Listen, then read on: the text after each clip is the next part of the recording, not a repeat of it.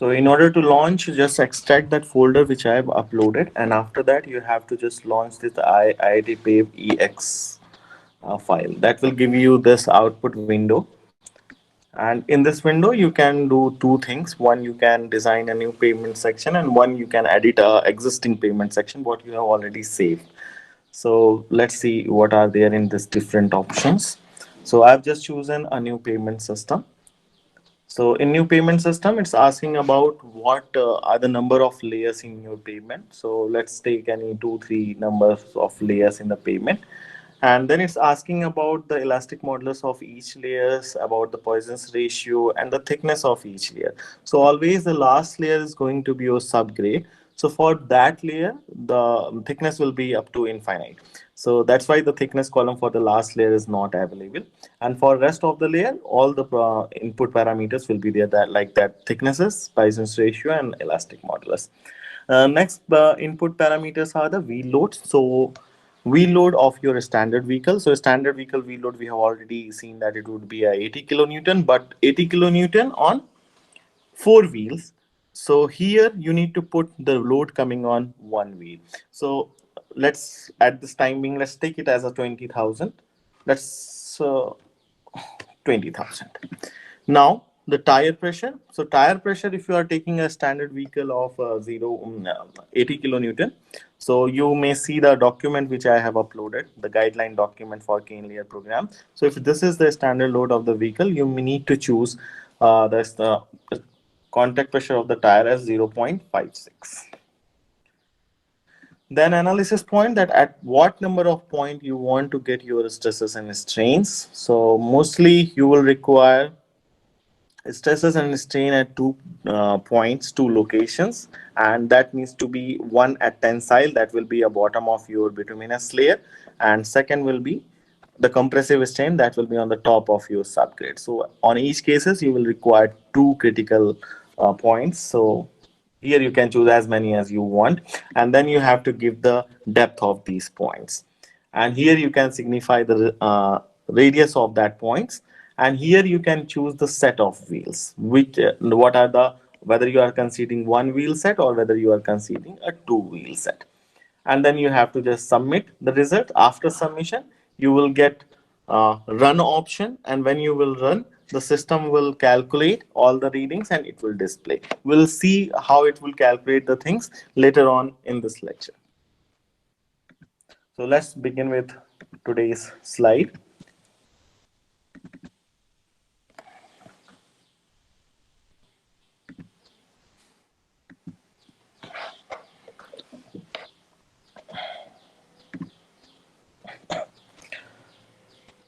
So we have already seen the basic purpose of pavement design is to dissipate the load. Suppose this is my wheel load, and that wheel load is dissipating the load to the material which is in contact with that wheel load.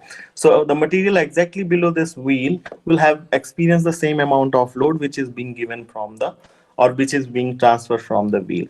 I need to lower down the load such that it matches the bearing capacity or bearing strength of the soil. That was the main hypothesis of designing, or main principle of designing pavement. So any load coming on the pavement need to be lower down to the bearing capacity of your subgrade. That was the criteria of designing. Previously, in 1970, when this IRC guidelines came first time to design a pavement, before that, the pavement were designed based on the group index method. After this time period, IRC methods of flexible pavement design came, and this is the time when we have started using this. At this point of time, the the design procedure was purely empirical procedure. There was no input of mechanistic things into this design protocol.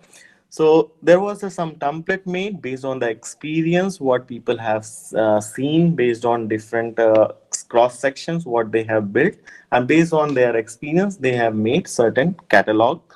The catalog were essentially a graph between the California bearing ratio of the subgrade and the thickness of the pavement, and these curves are corresponding to different traffic label. So if you have a traffic label of A, then you need to select this curve, and A here is corresponding to a vehicle from 0 to 15. So this 0 to 15 is the number of commercial vehicle per day. And at this point of time, the standard vehicle for pavement design was considered any vehicle whose weight is 3 ton or more than that. So here, if I want to design my pavement thickness, I need to get the California bearing ratio of the subgrade.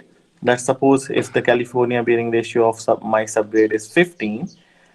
After that, what I need the traffic label. Let's suppose my traffic fall on the category B, so corresponding to this curve. So if CBR is 15 and the traffic label is this, then the thickness of around 210, around 190 will be required for the pavement. So this was the design what we have, what is being done in 1970. Later, after 1970, this code was revised in 2007, in 2012, and now we have a latest revision as 2018. So basically, these revisions considered more mechanistic things into the pavement design. The reliability based design equation came up. Also, they have addressed other failure parameters, which could be top down cracking, which could be inclusion of different types of payment layer, because now the flexible payments are also being made using some cement treated bases. So the design procedure or the calculation of stress and strain need to be modified.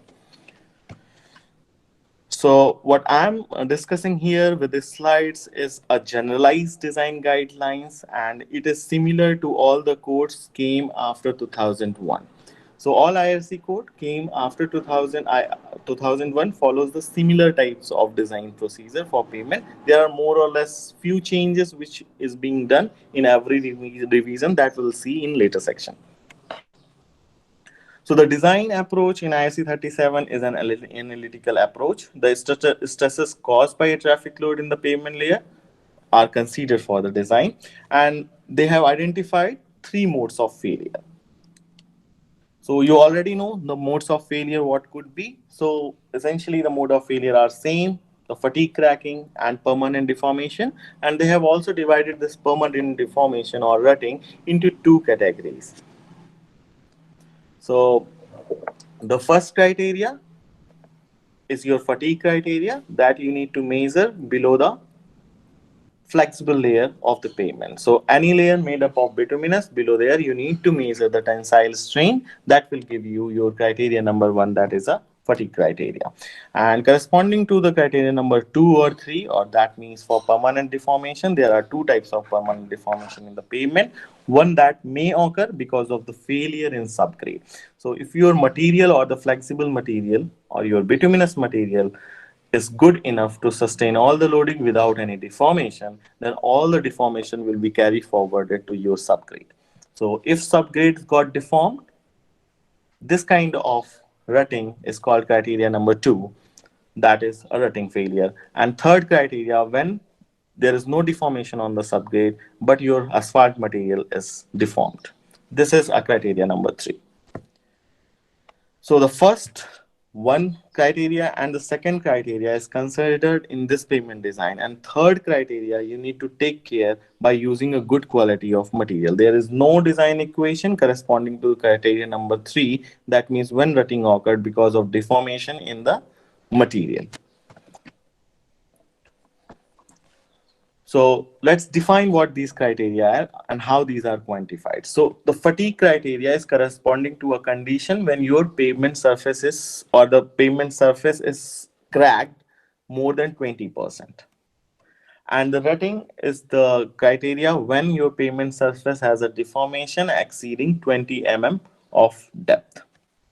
So there are different equations to measure this number of allowable passes on the pavement surface when you have a typical tensile strain or the vertical compressive strain on the pavement surface. And these equations are known as the fatigue design equation and rutting design equation. And here the code came up with the two types of design equation corresponding to what reliability you have chosen. So you might choose a 80% reliability, or you might choose a 90% reliability. So the idea behind giving this reliability criteria is that if your traffic level is low, let's suppose a 20 MSA, then you may go for an 80% reliability that correspond to a lesser priority roads. But if the traffic percentage is higher than 20 MSA, that means your road is having a higher priority, you are getting a more amount of traffic, and you might need to choose a higher reliability for those roads. So that's why there are two types of design equations. So whenever you will choose a lower reliability design equation, the design will be a little bit cheaper from as corresponding to higher reliability design. So let's try a design using this design equation. So these are design equations. Just I will input the MR value of the subgrade or the lower layer, and I will of that layer, and I will get the I will just input the tensile strain in the case of fatigue, and vertical tensile stress or compressive stress, sorry, in the case of your subgrade. So let's suppose for this, I'm having a subgrade whose CPR value is 10%, and the traffic I'm going to get is 150 MSA, and I need to design a pavement. So first step will be to assume some pavement thickness. So for that, I've assumed a pavement which is having five different layers. One layer of BC, one DBM, one WMM, and one GSB, and then a subgrade. So in this layer, two top layers, that means BC and DBM, are the layers made up of bituminous material. So first criteria, I need to measure at the bottom of these two layers, that means at this point where ET I have mentioned as ET. And second criteria, I have to measure in the top of subgrade, that is my EZ. I'm having the moduluses of each layers, and for subgrade, the CBR value is given as 10. So all codes having some empirical equation to relate CBR with their elastic modulus, because measuring of the elastic modulus or resilient modulus is always a tough job. So rather than measuring the elastic modulus or resilient modulus of the material directly, there is an indirect empirical approach. So we have a calibrated regression equation to relate the CBR and MR value of that material. So this is the calibrated equation or empirical equation. So if you input the CBR value here, we'll able to calculate the MR value of the subgrade. When we'll go to our IRC 37, I will show you what kind of equation we'll adopt when we are adopting our 2018 code. The mu of each material is given. So from top to bottom for these four layers, the mu is taken as 0.35, and for the bottom, that means for subgrade, mu is taken at 0.40. Let's calculate the ET and EZ in this case using our program. So you all have your IRC pay software. Let's quickly see if this is the condition, how we'll calculate the stresses and strain. Try to calculate this in your home. Let's quickly show me one calculation to you.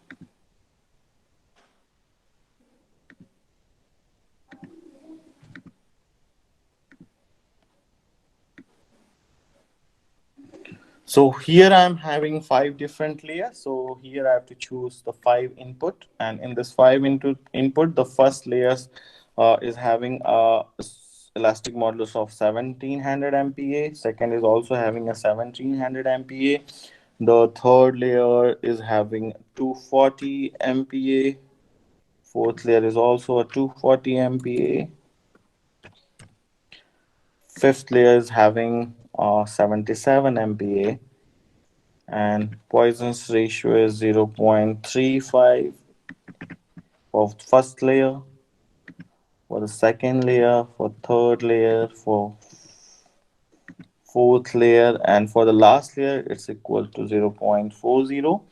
And thicknesses of these different layer is 50 for BC, 145 for DBM, 250 for WMM, and 200 for GSP.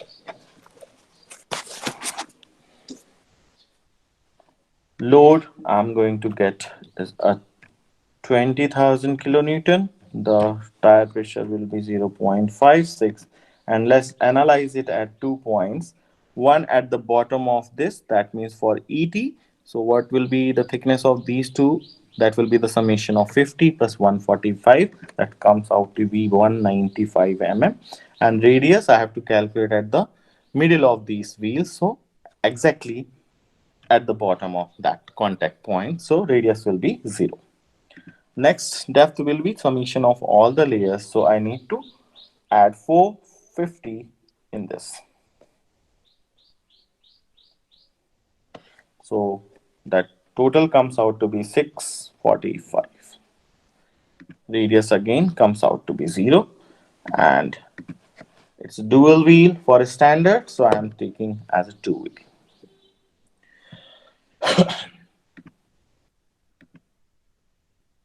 I've submitted the data. After submission, you have to just put run. It run. After taking OK, you need to check this view here. Here you will able to see all the different stresses and strain. So I will require a tensile strain at the bottom of your bituminous layer. That means here after 195 mm thickness, and then I require a compressive strain after 645 mm of thickness. So here concentrate on is this EPT for first two values of Z. So normally this analysis has been made on the interface point. Now here, if you consider the first 195.00, that means this point is just above your interface. And this 195.00L, that means just lower to your interface. So at this point, I need to consider a point which is inside your bituminous material on the interface. So I need to take the top point here. So the point or the stress I'm getting here is 0.1702 e to power minus 03. Here I need to select a point which should be in the subgrade exactly at the interface. So I need to select a lower point here. So I will select this reading. Oh, yeah. So these two are my strings.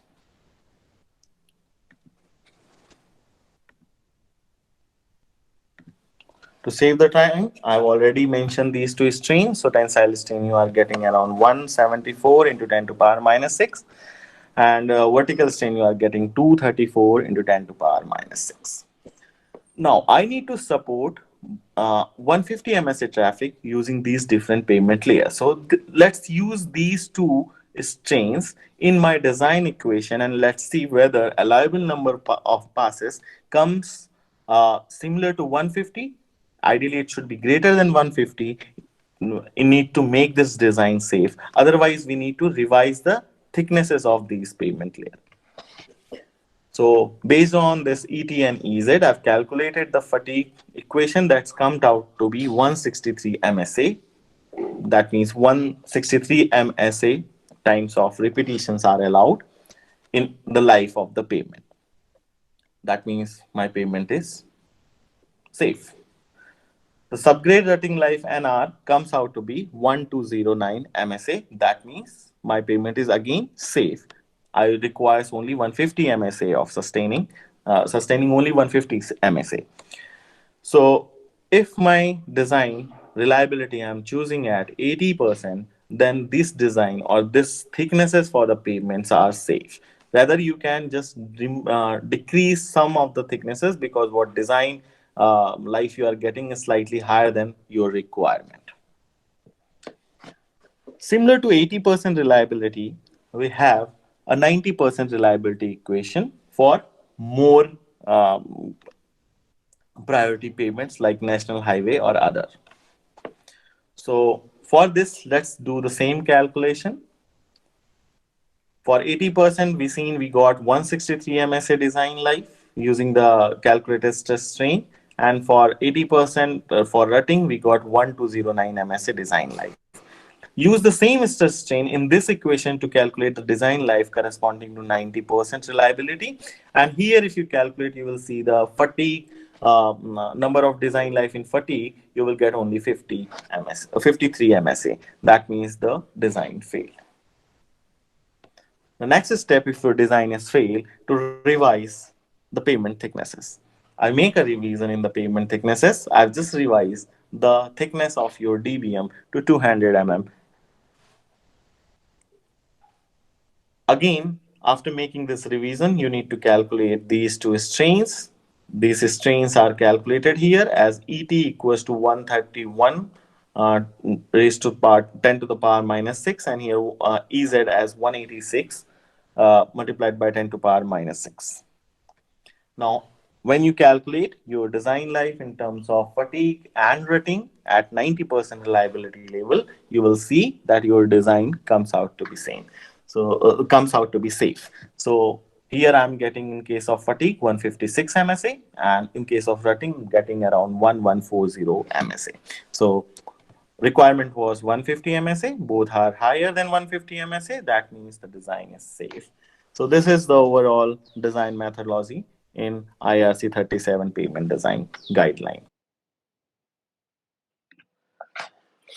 So let's switch to the code. Here you will get all this information that how to select the number of layers, which layer I need to select, and what should be the probable thickness which I need to select. So if you see this code, try to read the preamble of this code, that what is the limitation of this code. And here in this introduction, all things are explained, that how the codes are evaluated from 1970 onwards and what revision has been made in these codes. So basically the revision after 2012 came because of the utilization of different type of material, basically the cement treated base material in the pavement. This revision was required and that has been made.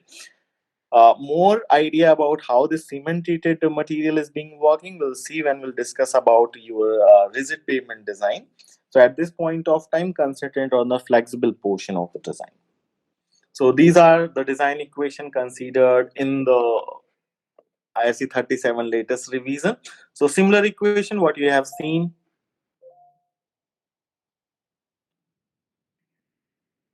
Okay, so similar equation you have seen in the slide as well.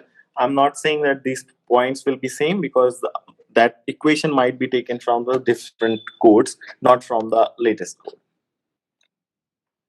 Here, the fatigue cracking equation are being modified. Here, one new parameter C is coming, one new constant C is coming, and that is being calculated using this equation.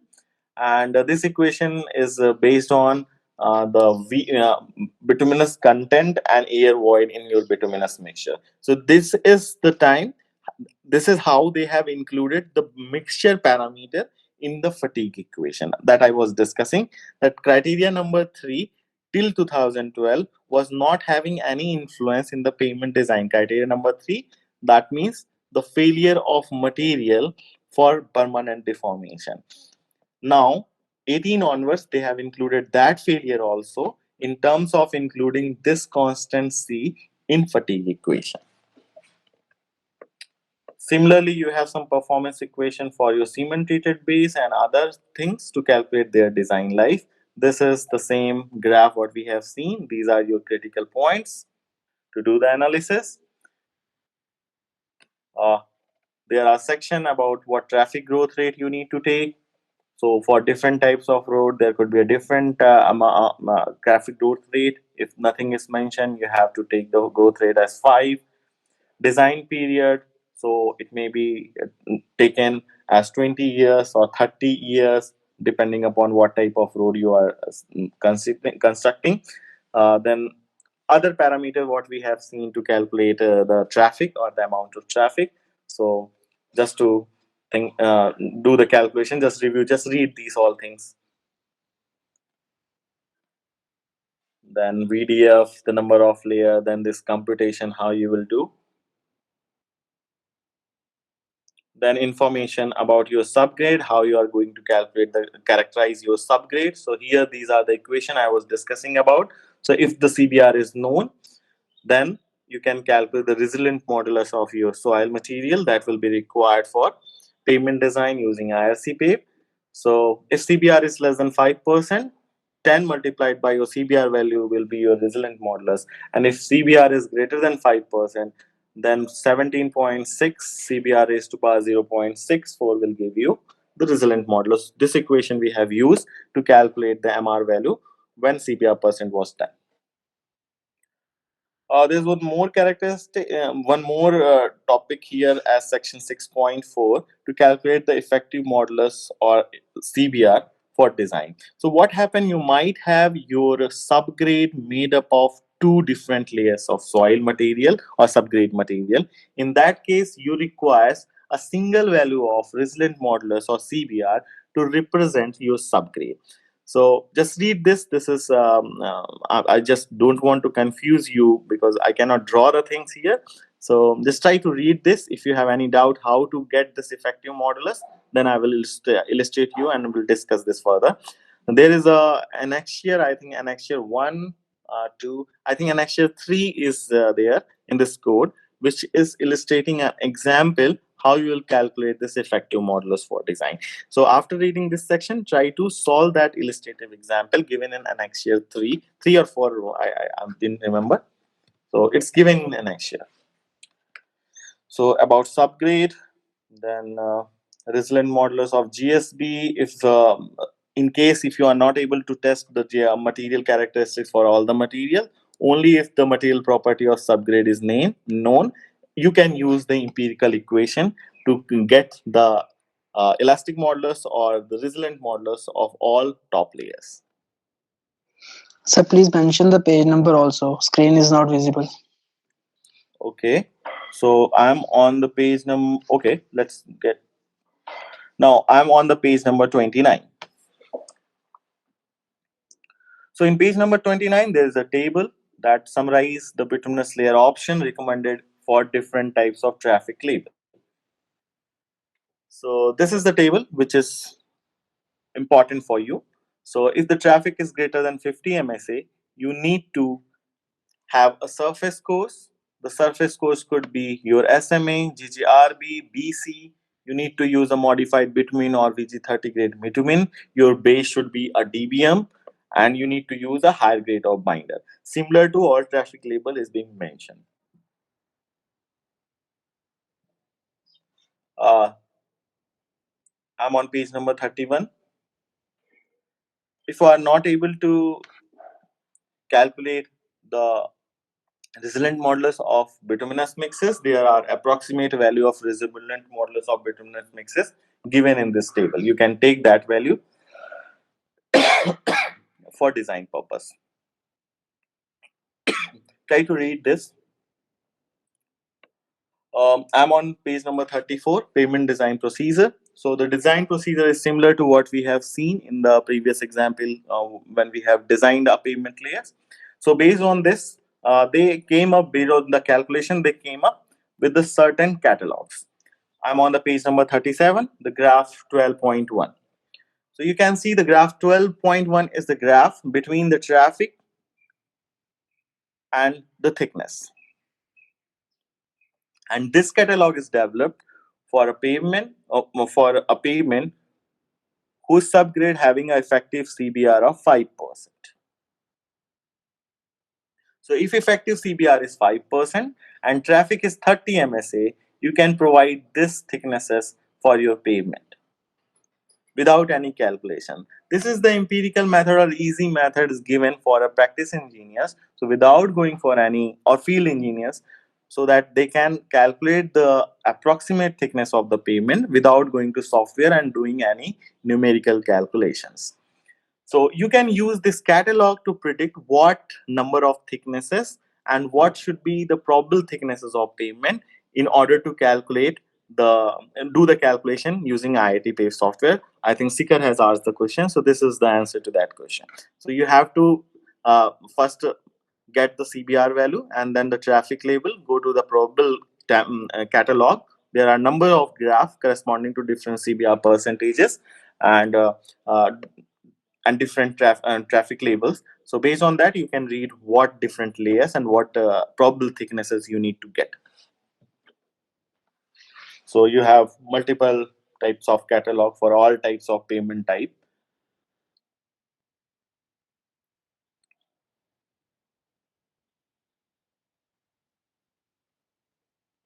Just go through. There are up to page number 60. There are only templates given for payment design. So now I'm on the page number 67, appendix A. Try to read this. We have already discussed these all things. What is the basic principle behind this design guideline? But I just want to recommend you people that you should read once these all things. So I've already uploaded the Annexure 1 given on page number 75 to you as a separate guidelines to use IIT Pay software. I think you have already gone through it. That will assist you how and what value you need to select in IIT Pay software to do the analysis to determine this strings. The Annexure 2 is giving you workout example to determine or estimate the effective subgrade modulus. So just try to do this example, and there are illustrative examples to design the pavement, the part 2 in the same annexure. So try to do this illustrative example using your IIT Pay software, and if you got any problem, any issue, just try to call me.